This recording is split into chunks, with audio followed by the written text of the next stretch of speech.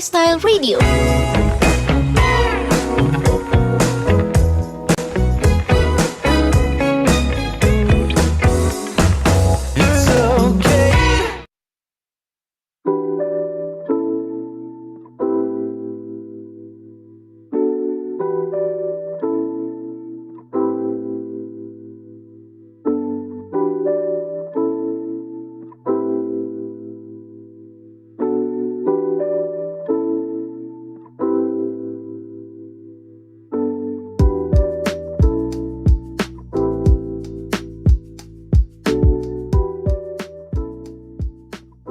Belajarkan langsung dari studio lantai 2 di Ilmu Kesehatan Masyarakat di Fakultas Kedokteran, Kesehatan Masyarakat dan Keperawatan Universitas Gadjah Mada. Raisa Radio kembali hadir untuk Anda.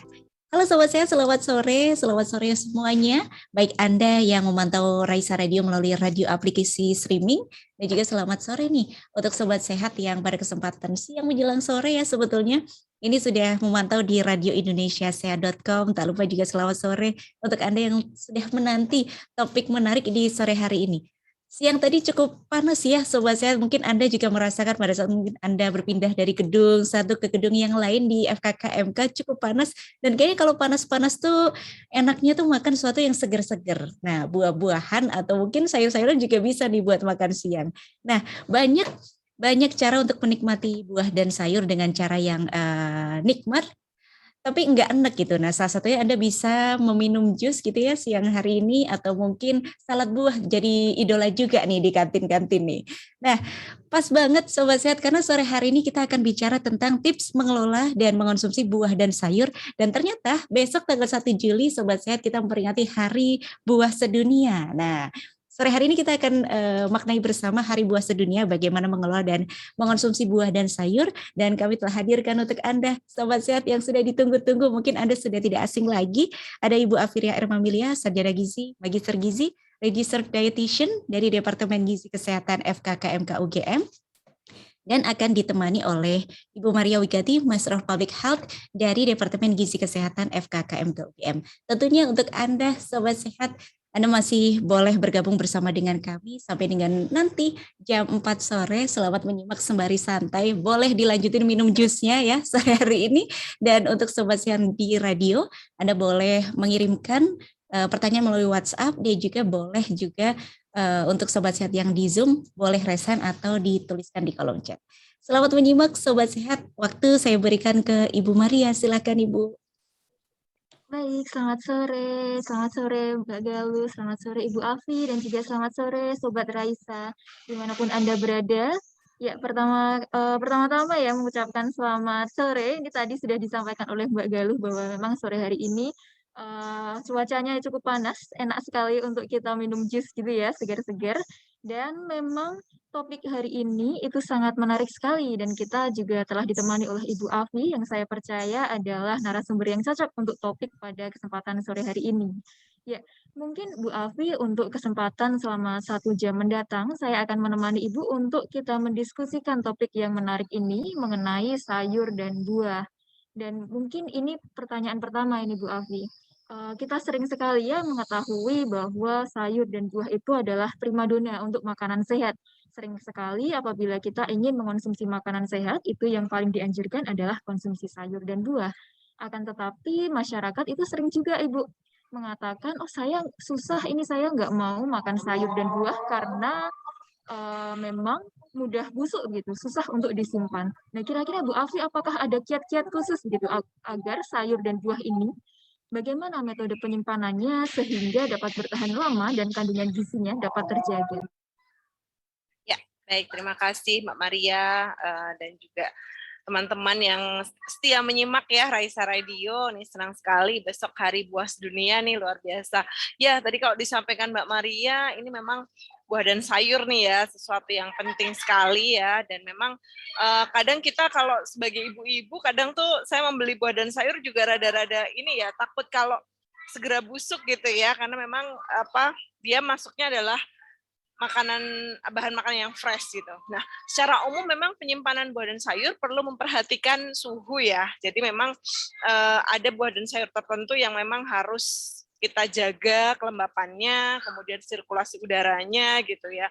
Memang diawalinya mungkin dengan membeli atau memilih buah dan sayur dengan kualitas yang baik dulu mungkin ya. Jadi di situ kita cek dia utuh, minim goresan, kemudian juga masih kematangannya pas gitu ya. Kemudian juga kita menjaga suhu penyimpanannya dan juga meminimalkan perlakuan. Jadi jangan sampai kita sudah membelinya baik, tapi kita meletakkan begitu saja gitu ya, tidak memberikan treatment begitu ya, sehingga menjadi tidak awet.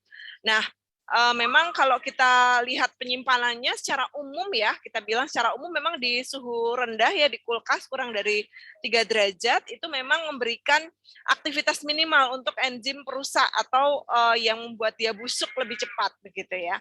Nah, tetapi memang kita ingat ada beberapa buah, contohnya ya, salah satunya adalah pisang yang justru jangan dimasukkan ke dalam kulkas ya, karena itu justru akan mempercepat proses pencoklatan ya, dan dia justru akan menjadi kurang baik. Nah, ada juga beberapa sayur dan buah yang mungkin perlu mendapatkan treatment khusus seperti mungkin disimpan di wadah yang kedap udara ya. Contohnya misalnya ada kembang kol begitu ya. Mungkin beberapa juga wortel itu akan lebih awet ketika kita masukkan di sana. Kemudian di beberapa mungkin ibu-ibu masa kini nih ya sering ada food prep gitu ya. Nah, ini memang diberikan dengan handuk atau kain yang lembab. Contohnya ada di beberapa sayuran hijau itu memang juga memberikan kemanfaatan ya, karena dia menjadi tidak mudah layu seperti itu. Nah, sehingga memang harus kita perhatikan dari mulai suhunya, kemudian cara menyimpannya seperti itu. Nah, biasanya ada satu juga nih buah, tadi kan pisang tidak boleh dimasukkan dalam kulkas ya. Nah, pisang ini juga dapat mempercepat pembusukan bahan makanan lain nih, ibu-ibu sekalian ya, dan juga pendengar sekalian ya. Sehingga dia memang penyimpanannya sebaiknya terpisah dari bahan makanan yang lain, karena dia kan memiliki gas etilen ya, sehingga nanti dia mempercepat pembusukan bahan yang lain gitu. Jadi memang kalau kita berbicara buah dan sayur itu agak sedikit spesifik gitu ya bahan-bahannya seperti itu. Tapi secara umum sih disimpan di kulkas akan lebih awet begitu ya. Itu mungkin Mbak Maria. Baik, terima kasih sekali Bu Afi. Berarti memang kesimpulannya kita harus mengerti dulu ini buah dan sayurnya seperti apa, kemudian juga mempertimbangkan suhu dan juga metode penyimpanannya ya Ibu. Betul Baik. sekali. Nah, kemudian apabila ini Bu, kita membahas mulai dari buah dulu nih misalnya. Jadi pada saat kita misalnya mengonsumsi buah, itu ada nih tim yang suka mengkonsumsinya itu makan itu sama dengan kulitnya. Tapi ada juga nih tim kelompok yang lain itu yang dikupas dulu nih lebih bersih, lebih higienis. Kira-kira menurut Ibu Afi bagaimana?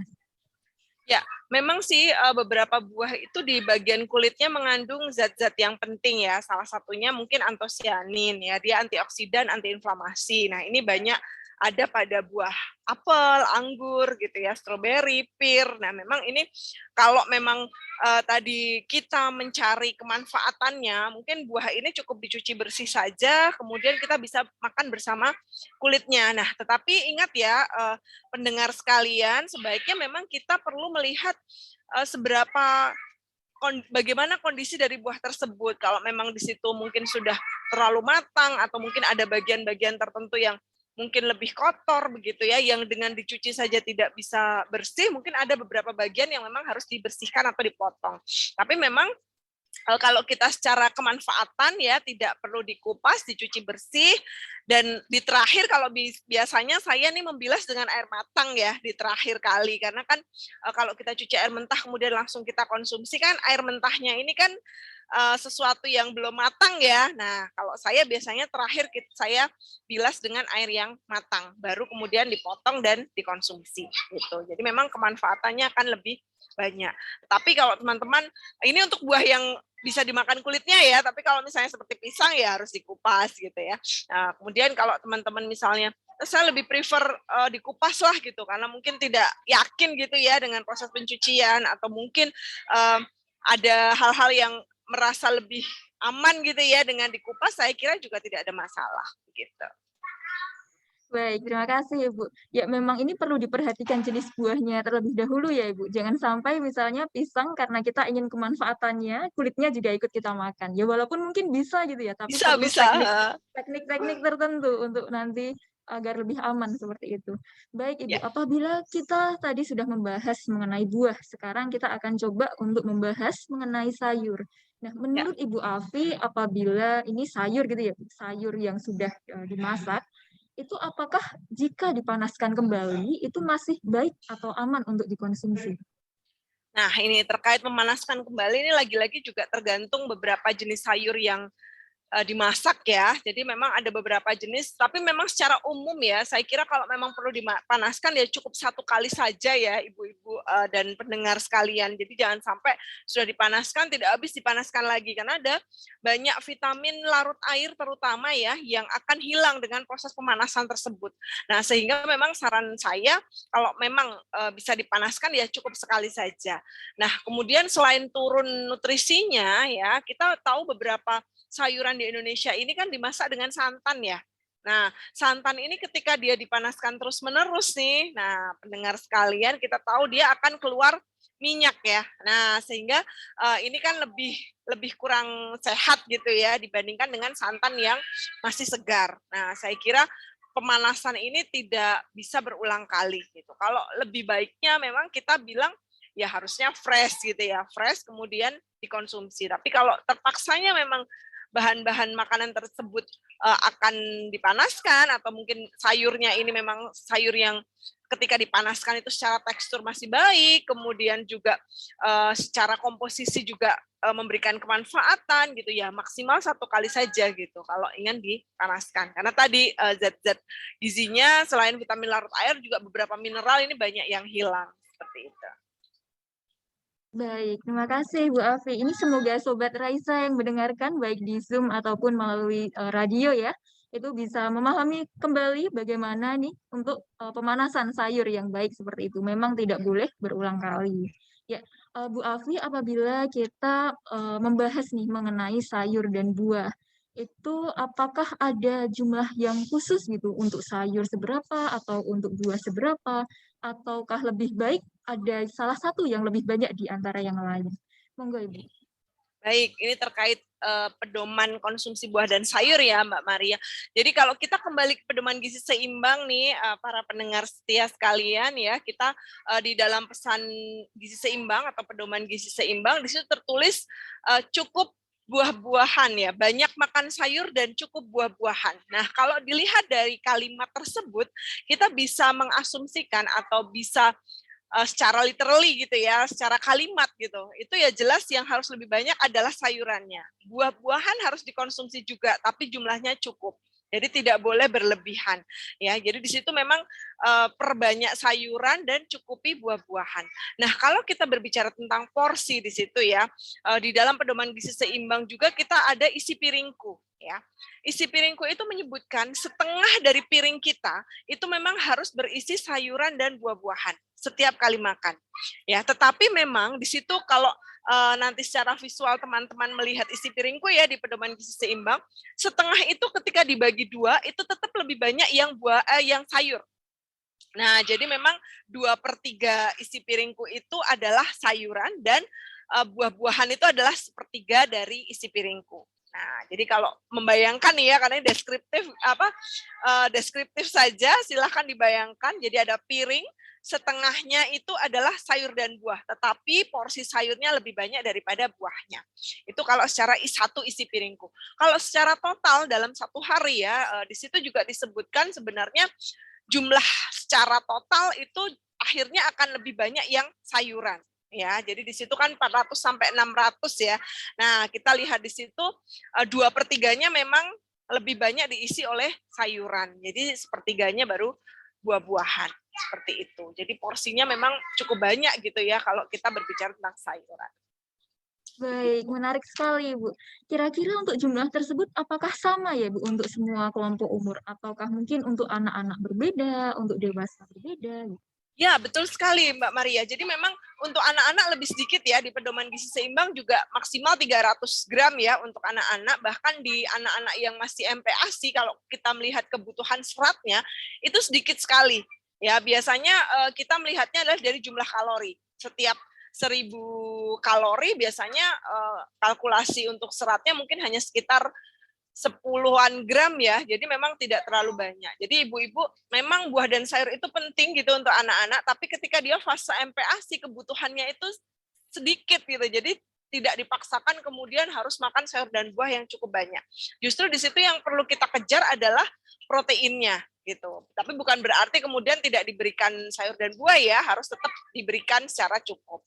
Seperti itu. Jumlahnya berbeda, lebih sedikit daripada yang dewasa.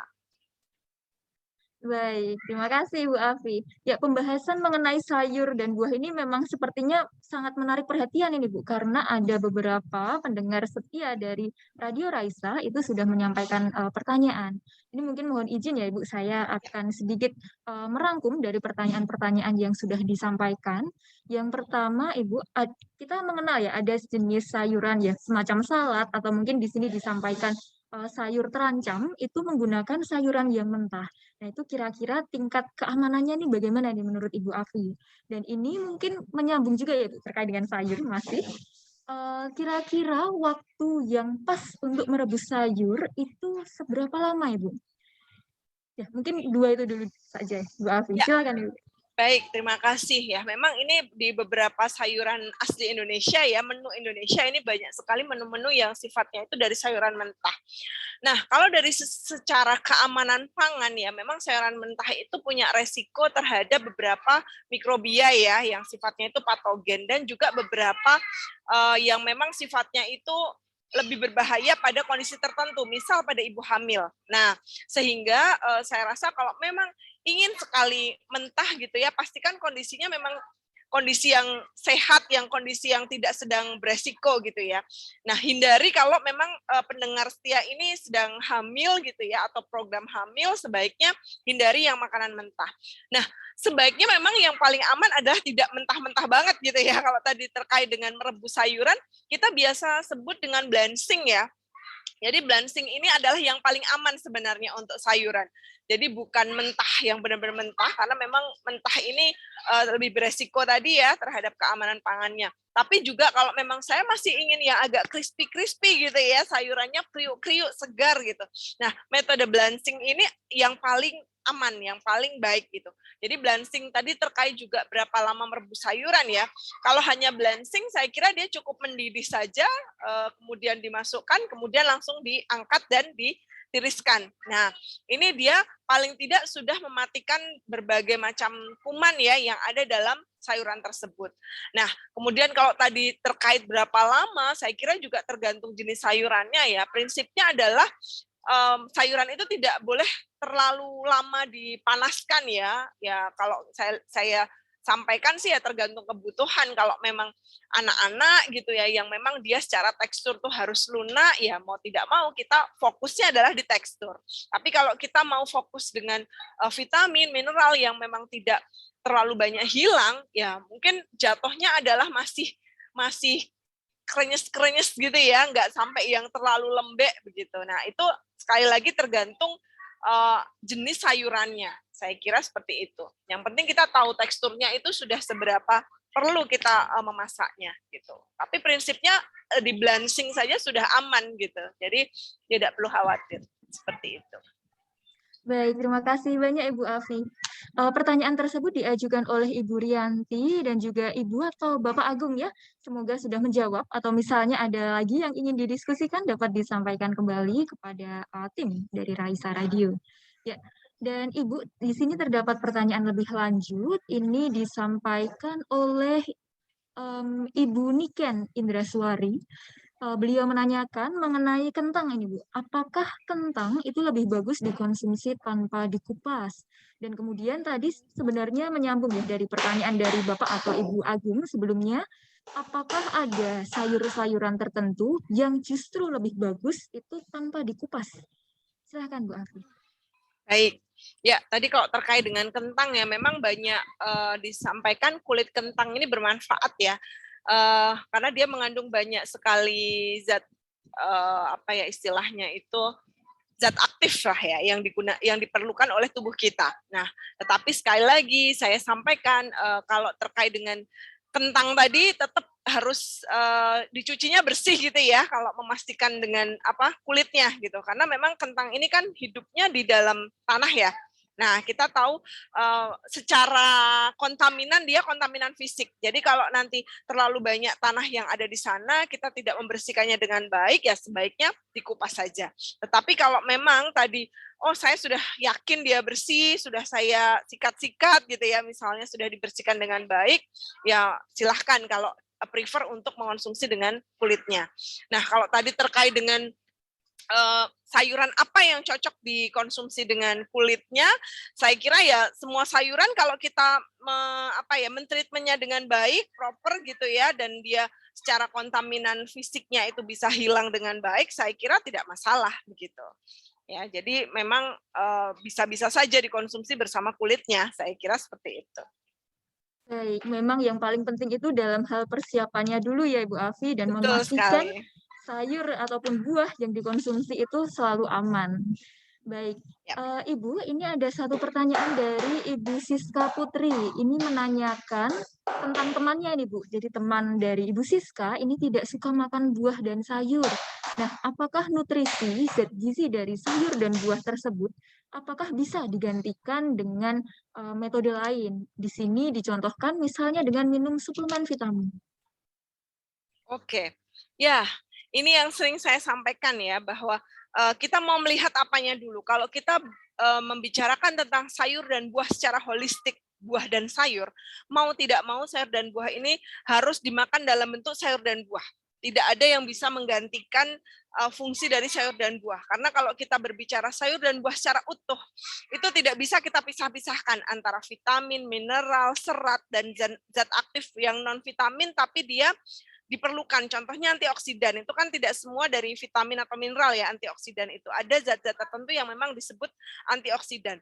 Nah, ketika kita berbicara sayur dan buah dalam bentuk utuh, itu saya bisa jawab tidak bisa digantikan oleh apapun. Ya, tetapi kalau tadi disampaikan saya kurang makan vitamin, kemudian saya mengalami kekurangan vitamin, saya menambahkan zat vitamin di situ sebagai suplemen misalnya, ya berarti fungsinya bukan menggantikan buah dan sayur, tapi di situ adalah menggantikan vitamin dan mineral yang mungkin kurang dalam konsumsi sehari-hari.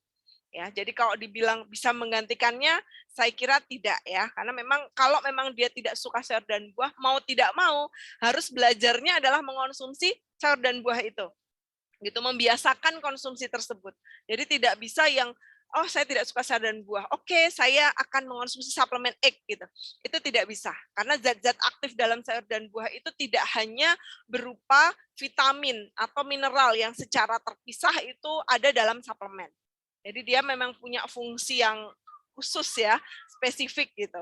Sehingga memang tidak bisa digantikan. Mau tidak mau harus belajar mengonsumsi buah dan sayur itu. Begitu Mbak Siska Putri. Ya, menarik sekali ini Bu Afi. Semoga tadi apa yang disampaikan oleh Bu Afi sudah menjawab ya pada Sobat Raisa sekalian. Silahkan apabila masih ada misalnya yang ingin didiskusikan ataupun ditanyakan atau dikonsultasikan ini kepada Ibu Afi, dipersilahkan untuk dapat menyampaikan kepada tim dari Raisa Radio. Ya, Ibu Afi menyambung dari pertanyaan terakhir ini Bu. Menarik sekali karena memang ada mungkin ya Bu orang-orang yang tidak terbiasa, tidak suka untuk makan sayur dan buah.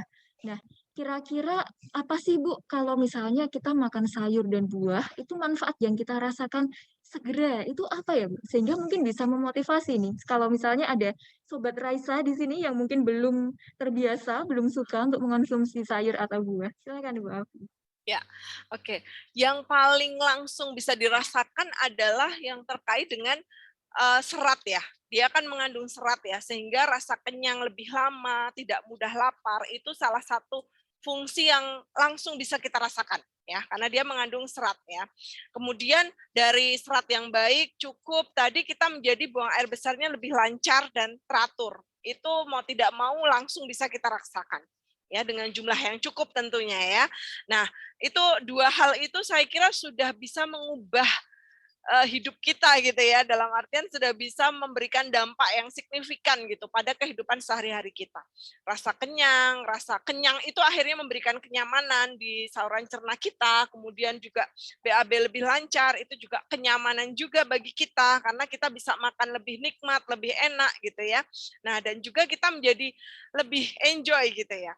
Nah, ada banyak studi juga yang konsumsi buah dan sayur ini juga memengaruhi kondisi psikologi seseorang. Kalau mungkin teman-teman sering dengar good food, good mood gitu ya. Nah, good food, good mood ini salah banyaknya adalah dari buah dan sayur, di mana konsumsi buah dan sayur, makanan-makanan segar ya, yang tidak banyak diproses, itu memang mempunyai dampak yang lebih baik kepada sisi psikologis kita.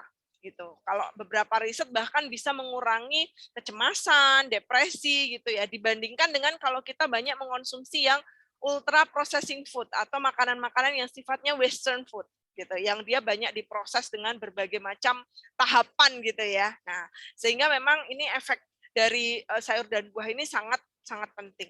Kemudian kebugaran, kadang ini tidak sempat dirasakan gitu ya, karena orang mengkonsumsi banyak hal. Tapi cobalah kalau buah dan sayur tadi kita konsumsi dengan baik, kita akan berasa tadi karena kita BAB lancar, rasa kenyang juga ya, secara kenyamanan kita membuat enak gitu, dan kita akan merasa lebih bugar, lebih fresh begitu. Dan dia juga kandungan airnya kan cukup banyak ya, jadi membantu kita juga untuk memberikan kesegaran gitu ya, kebugaran di tubuh kita.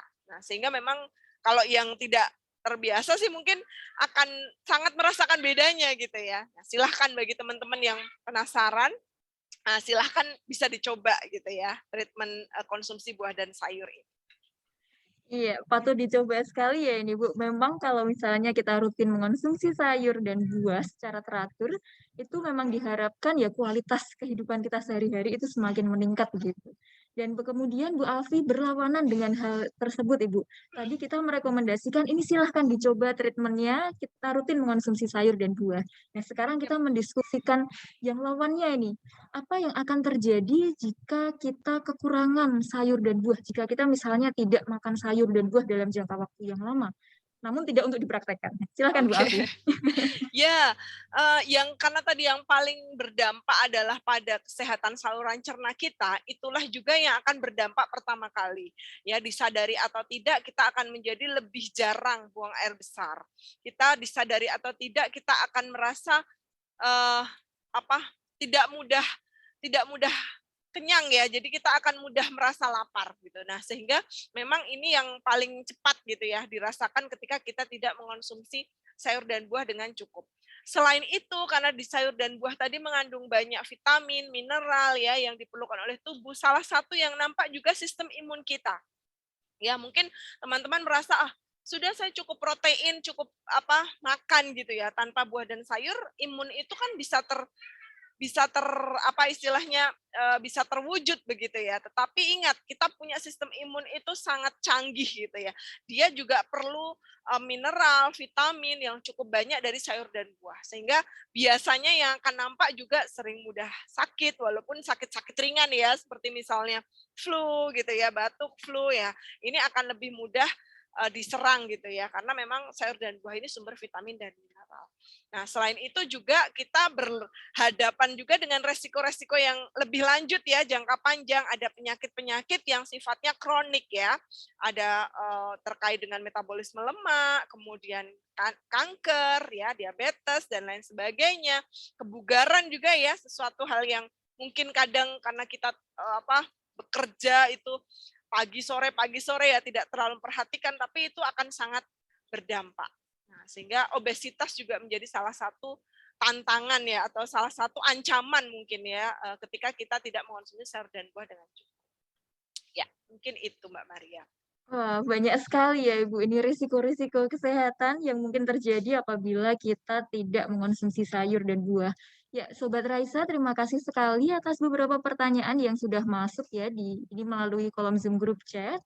Dan mungkin kita rehat sejenak ini ya Mbak Galuh. Mungkin saya izin untuk kembalikan kembali kepada Mbak Galuh. Silakan. Baik, mohon izin Bu Afi dan juga Bu Maria, kita rehat sejenak. Ini para sobat saya sudah mulai penasaran nih. Ternyata makan sayur dan buah ini harus ya Ibu ya, jadi nggak boleh digantikan dengan suplemen. Jadi bagaimana kita mencintai sayur dan buah nih. Nah, sore hari ini kita akan bahas lagi setelah yang satu ini. Sobat Sehat, untuk Anda yang di radio, Anda boleh di 0858 8065 5970 untuk line WhatsApp, Anda bisa langsung tanya di situ. Satu lagu untuk menemani kita di sore hari ini dari Putri Aryani dengan Aku Mau. Tetap di Raisa, Radio Indonesia Sehat.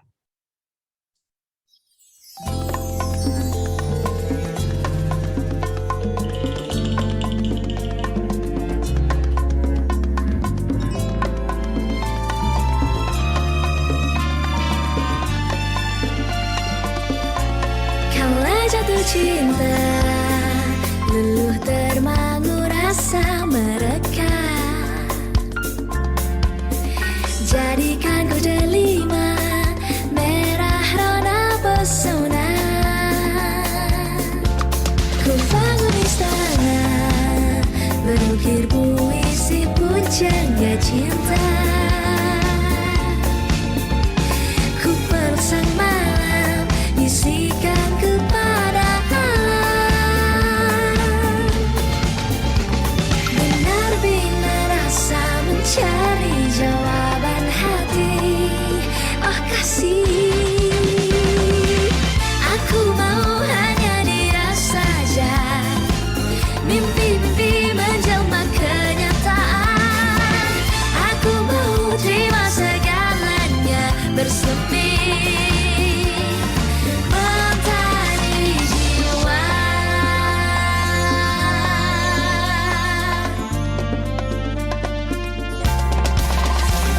Andai aku bisa, kan ku petik satu bintang senja, hiasi kisah aku dirimu, melangkah pada rasa yang menyatu. Indah, benar-benar rasa mencari jawaban hati.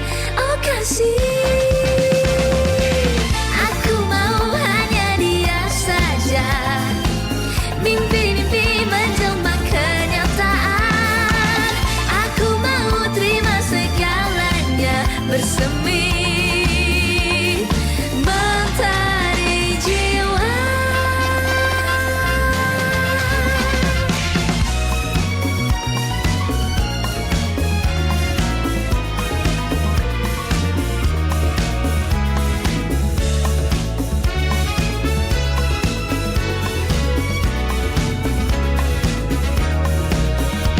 Ternyata dirimu yang selama ini aku cari. Dan aku mau hanya dia saja. Mimpi-mimpi menjelma kenyataan. Aku mau terima segalanya bersemi. Aku mau hanya dia saja.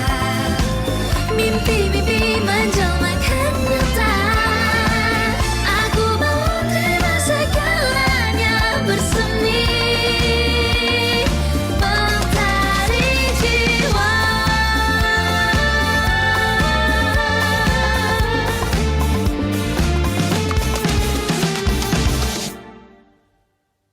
Aku mau hanya dia saja.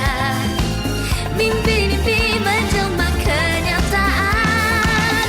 Aku mau terima segalanya bersemi mentari jiwa.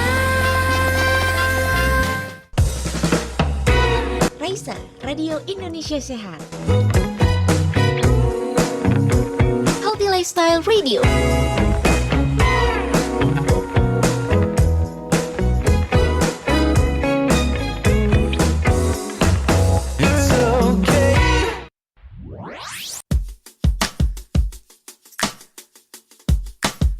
Informasi seputar kampus hanya di sini, di Seputar Kampus Kita. Seputar kampus kita.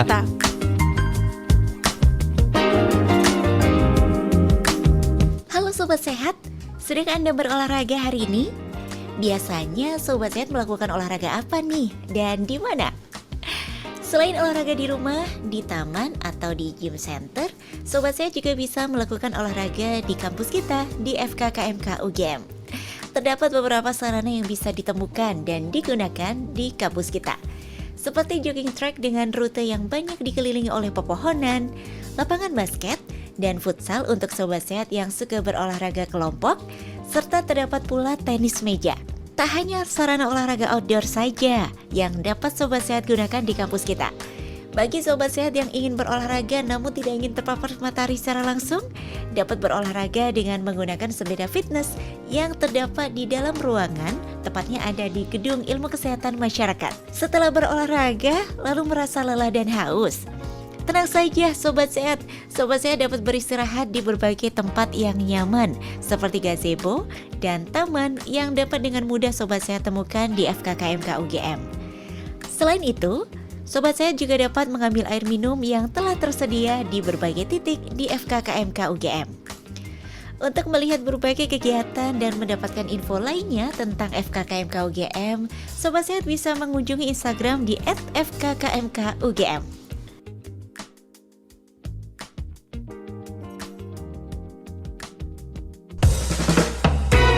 Raisa, Radio Indonesia Sehat. Healthy Lifestyle Radio.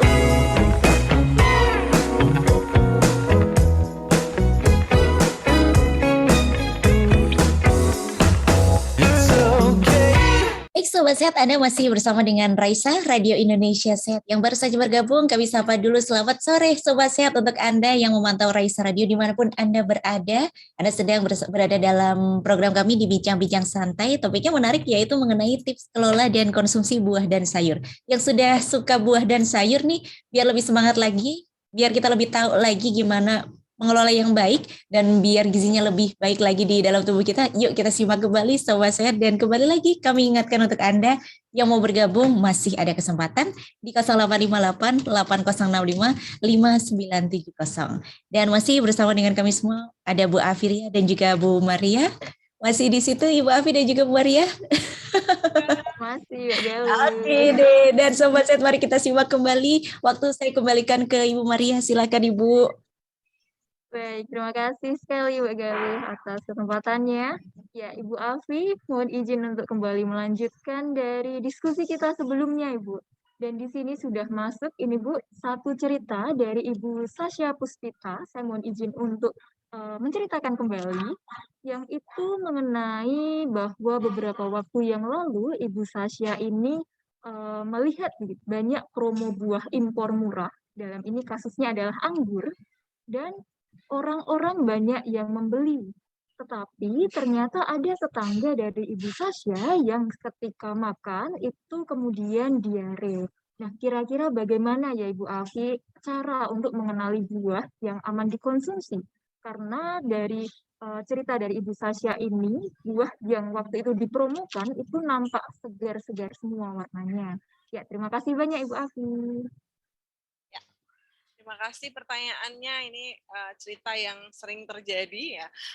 Tapi memang kita tidak boleh langsung menyalahkan apa yang dimakan ya. Kadang-kadang kita apapun itu ya, Sobat Raisa semua ya, kita harus melihat juga proses makannya. Jadi kalau tadi disampaikan, oh kok saya habis makan ini lalu diare, saya habis makan ini lalu pusing gitu. Kita harus melihat apakah ini karena makanannya ataukah ada hal-hal yang menyebabkan sakit ya ketika kita memperlakukan makanannya. Nah, salah satunya buah. Memang kalau kita berbicara tentang buah, secara vitamin mineral kandungan gizinya baik. Tetapi kita juga perlu tahu, tadi saya sampaikan ada kontaminan di situ, di luar kulit buah. Nah, ini justru yang biasanya menjadi masalah itu di situ. Karena apa? Kita tidak mencucinya terlebih dahulu. Kita makan langsung dengan tangan kita. Nah, ini juga kita sebenarnya bukan di buahnya, tetapi masalahnya adalah bagaimana kita memperlakukan buah tersebut sebelum kita konsumsi. Nah, kemudian kadang-kadang ini juga yang sering sekali, kalau anggur memang nggak dipotong ya, tapi kalau buah-buah potong lainnya, ini makanya saya sering beli itu kadang-kadang rada khawatir kalau saya beli buahnya yang sudah dipotong gitu, karena saya tidak tahu pisaunya tadi habis buat motong apa gitu. Kalau anggur biasanya saya yang harus saya pastikan adalah saya harus mencuci terlebih dahulu. Ya, karena saya tidak tahu itu dijualnya di pinggir jalan ataukah dia pernah melewati berbagai macam mungkin perjalanan gitu ya. Nah, sehingga di situ kontaminasinya dari sana. Kalau tadi disampaikan diare, kemungkinan besar kan bakteri atau virus ya biasanya yang mengakibatkan diare. Nah, ini kita harus tahu dulu. Nah, selama buahnya tadi masih baik ya secara kondisinya, saya kira masih aman-aman saja dikonsumsi, tapi perlakuan kita pada buah tersebut yang mungkin harus lebih ekstra hati-hati gitu. Nah, kalau sering saya juga ditanya ya terkait buah impor ini Mbak Maria ya, itu banyak cerita tentang buah impor begini-begini gitu ya. Nah, sependek yang saya tahu ya, pemerintah itu punya screening ya untuk bisa memasukkan buah-buah dari luar negeri ke dalam negeri. Jadi kalau itu memang dianggap aman, sepertinya ya boleh-boleh saja masuk. Tapi kalau itu tidak, kan ada kita namanya karantina pertanian dan produk peternakan ya biasanya. Nah, dari situ akan ada pengujian-pengujian tertentu. Jadi saya kira kalau kita mengonsumsi buah impor ya, nah itu tadi treatment kita terhadap buah dan pada penata laksanaan tangan kita ya, penjamah ya, itu yang mungkin perlu diperhatikan. Begitu. Ya, tadi sudah betul ya memilihnya yang bagus, yang bersih, yang mungkin utuh begitu ya. Nah, tetapi juga kita perlu mencucinya. Kemudian tadi saya membilasnya dengan air matang karena kalau air mentah ya sebenarnya kita mengkonsumsi sesuatu yang mentah juga gitu ya. Nah, di terakhir nanti perlu dibilas dengan air yang memang matang siap minum gitu ya untuk cairan. Mungkin seperti itu.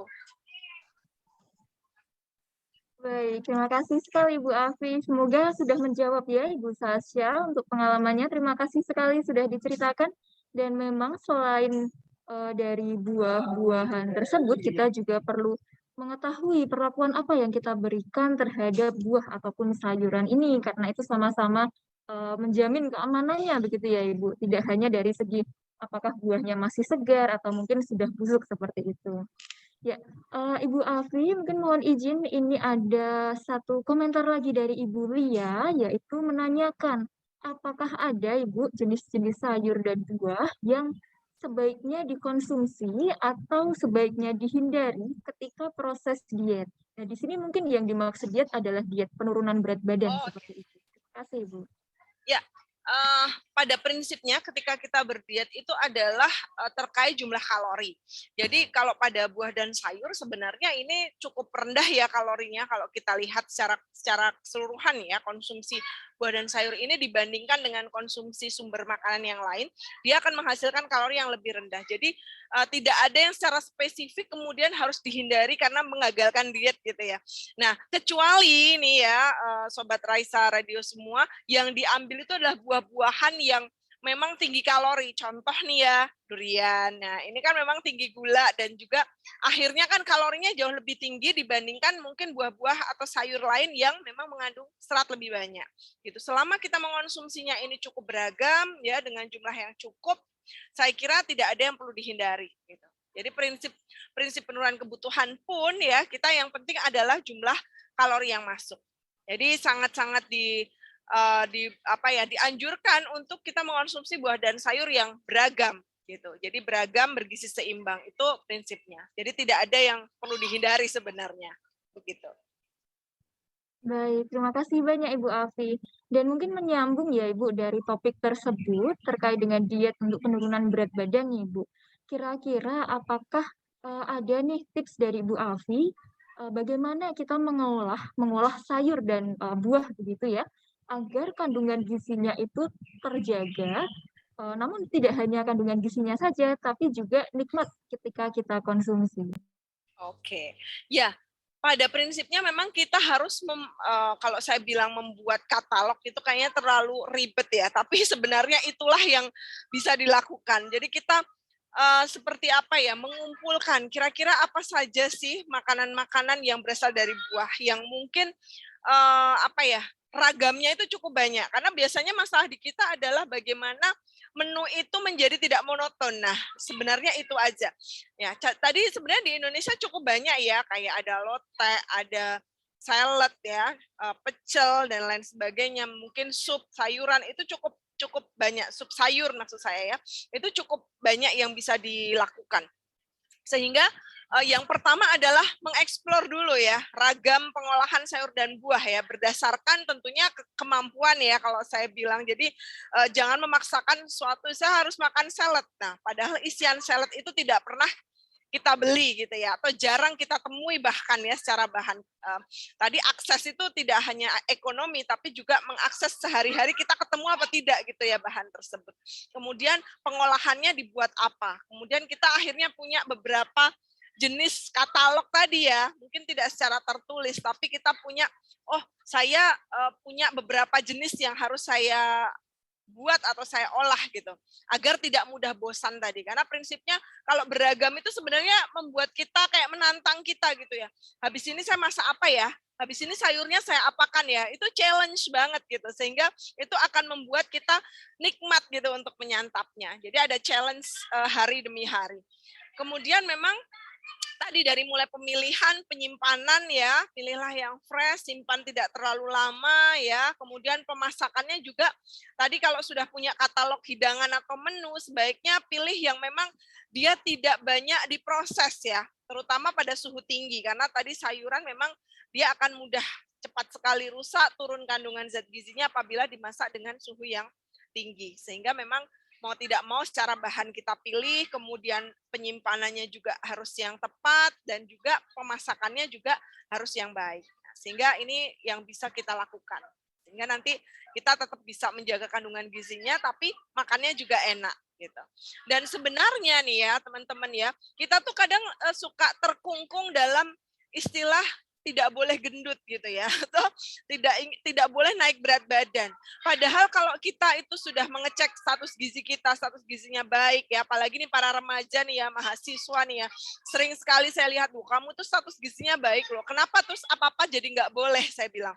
Nah, kalau seperti itu akan mengungkung kita pada pemilihan menu-menu yang sebenarnya kita bisa lebih bebas gitu ya. Nah, hal seperti itu yang perlu diperhatikan, sehingga yang utama itu sebenarnya adalah keberagamannya ya, keberagamannya, bukan pada saya tidak boleh makan apa, saya boleh tapi seberapa, kemudian saya besok makan apa. Jadi kita memang harus punya jurnal sendiri gitu ya, seperti apa ya, catatan harian makan. Nah, mungkin bisa dikatakan seperti itu ya. Sehingga kita memang hari demi hari itu tahu saya sudah makan apa, yang belum saya makan apa.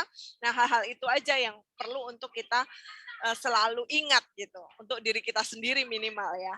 Seperti itu. Baik, menarik sekali ini Bu Afi. Dan memang saking Indonesia ini memiliki banyak sekali jenis baik buah ataupun sayur, itu menjadi tantangan, namun tantangan yang positif gitu ya Bu, sehingga kita bisa memvariasikan. Dan tadi juga disampaikan di awal bagaimana kita mulai mentreatment ini diri kita sendiri untuk rutin mengonsumsi sayur dan buah. Ya, Ibu Afi tadi sebelumnya sedikit menyinggung ini Bu terkait dengan faktor ekonomi. Nah, ini ada cerita dari Ibu Ratna Ningsih yang memang pada saat ini ya Bu, kita ketahui harga cabai itu melonjak. Nah, ini kira-kira ada tips nggak ini Bu untuk cabai itu agar tidak cepat busuk? Kira-kira bagaimana cara menyimpannya? Oke, ya kebetulan saya jarang sekali nyetok cabai ya, karena di rumah saya jarang sekali makan cabai. Ya, cuma di beberapa, saya nggak bilang penelitian ya, mungkin di beberapa testimoni mungkin ya, ibu-ibu yang suka mengoleksi cabai itu rata-rata kok mereka pakai kertas itu lebih awet ya pada saat menyimpan. Karena memang sih di beberapa tips penyimpanan itu dengan kertas itu kan dia secara suhu aman, tetapi tetap ada sirkulasi di situ. Jadi penyimpanan dengan kertas itu cukup awet. Ada juga yang mengatakan dia dengan wadah-wadah vakum gitu ya.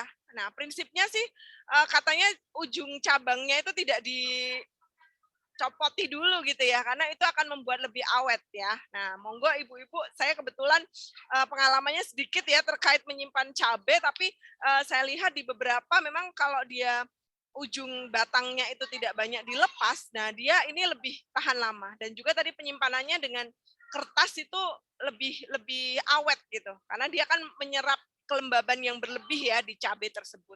Nah, sehingga ini dia lebih cenderung terjaga kering, nah sehingga dia terjaga tidak mudah busuk.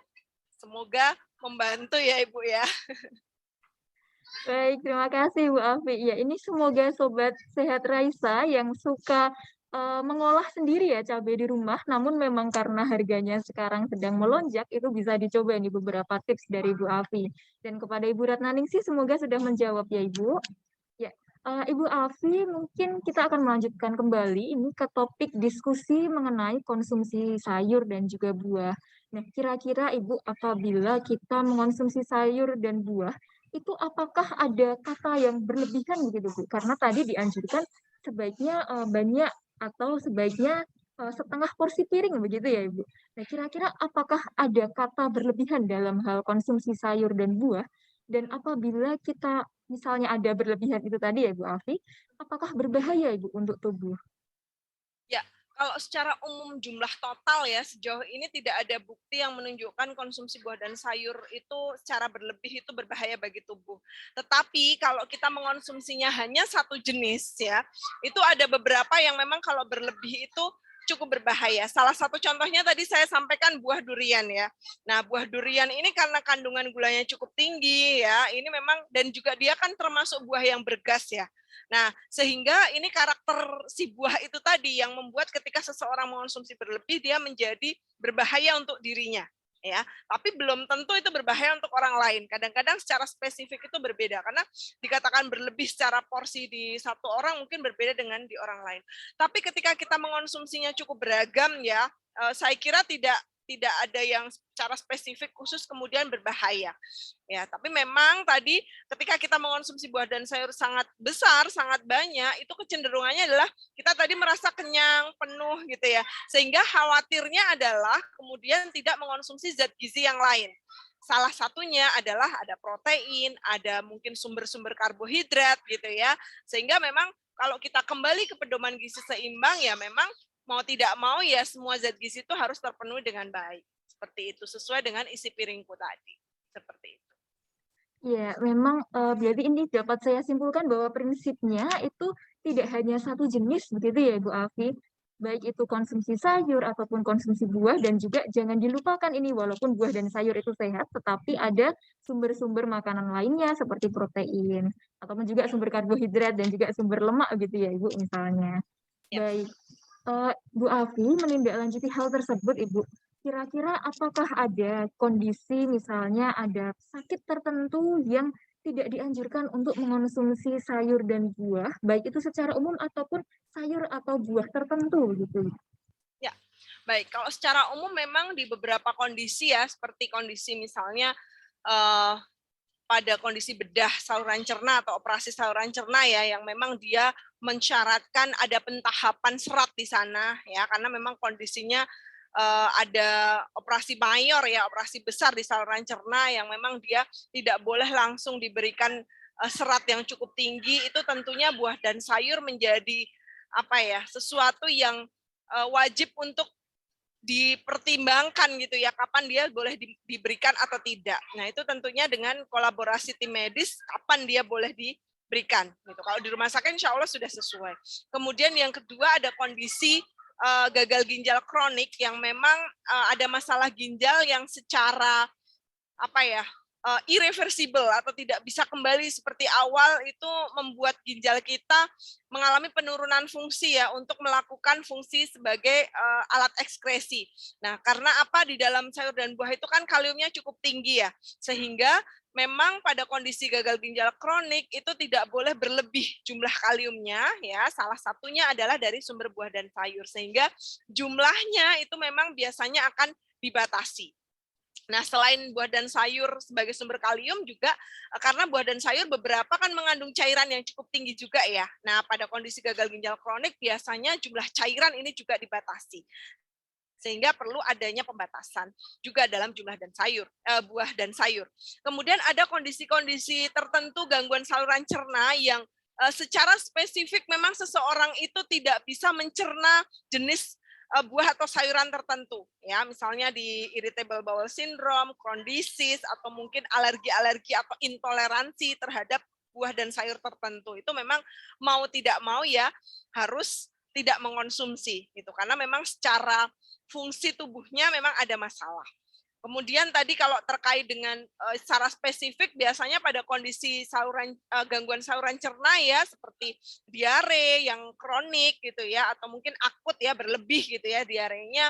Kemudian kondisi-kondisi misalnya tadi gastritis gitu, sakit mah yang akut. Nah, biasanya memang ini tidak diperkenankan. Kalau yang diare tadi memang dietnya biasanya rendah sisa ya. Nah, sisa itu termasuk di dalamnya adalah sumber buah dan sayur, sehingga biasanya akan lebih dibatasi.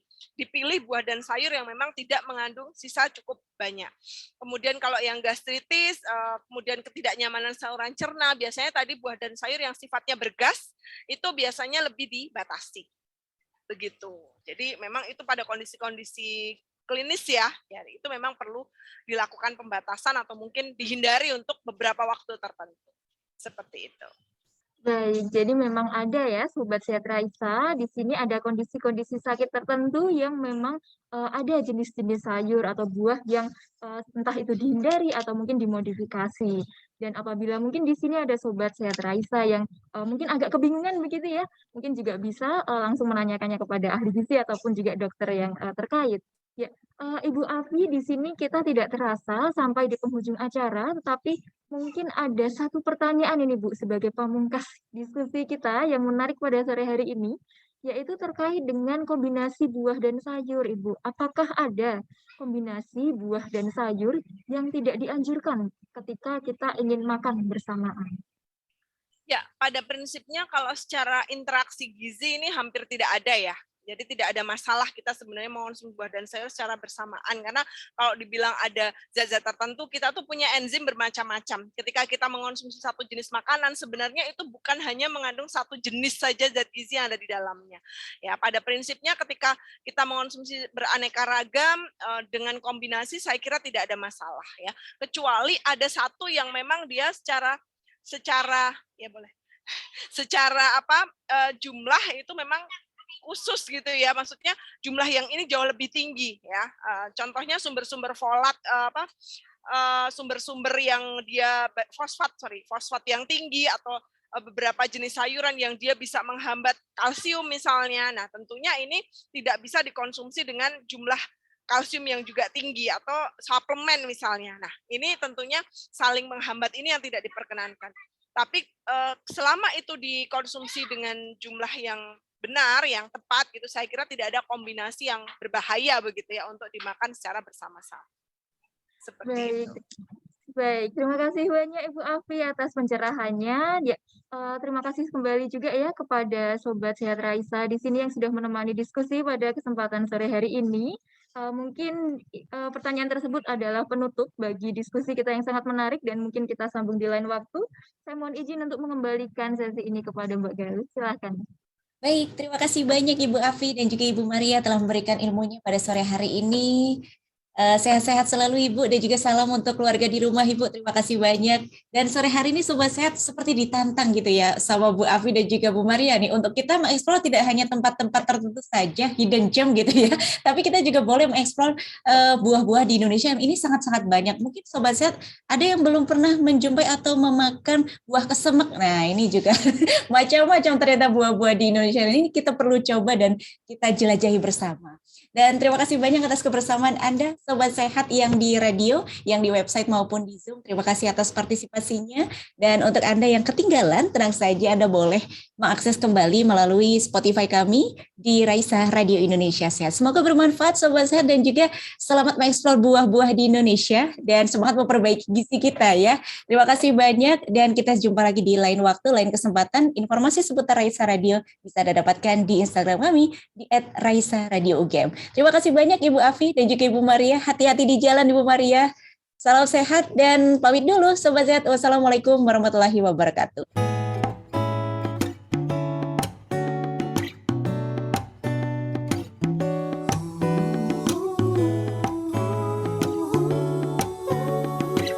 Pantai memanggilmu, santailah dulu sejenak kawanku.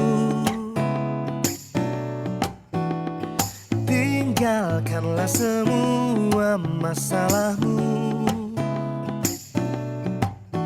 Bisik pasir deburan ombak, temani semesta membiru. Dengarlah, santailah dulu sejenak kawanku. Tinggalkanlah semua masalahmu. Bisik pasir deburan ombak, temani semesta membiru. Dengarlah, pantai memanggilmu. Apa yang kau cari ada di luar sana. Oh, ke pantai berlari.